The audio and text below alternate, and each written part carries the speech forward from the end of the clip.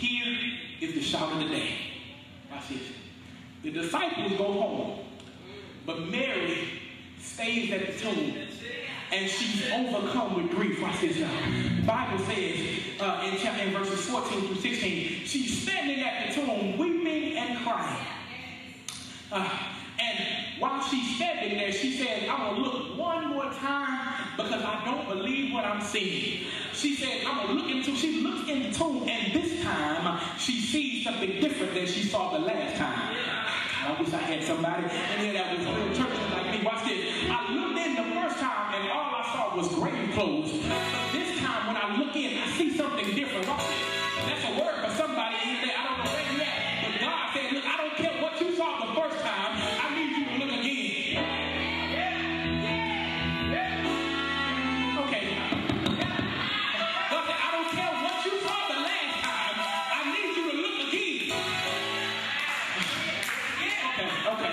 When you leave church, I don't care what you saw in your bank account Friday. God said in the morning, look again. I don't care what the doctor told you last week. Tell him to look again. If I had help in him. I don't care what your friends said last week. Tell them look again. I'm done. Mary looks in the tomb again, and this time she sees something different. Watch this. This time when she looks in, she sees two angels dressed in white. God Almighty, watch this. She sees two angels dressed in white. She begins to want to have a conversation with them. And watch this, y'all. Here is the shout of the day. Y'all ready for it? Somebody steps up behind Mary. Somebody steps up behind Mary and begins to call her name. Mary looks back. She can't figure out who it is. She said, do you know what they've done with my master? Watch this. And Jesus shows up. Good God Almighty. Look at her and says, Mary. Mary immediately recognizes her voice and says, teacher, is that you? Watch this. Let me tell you why you can't miss your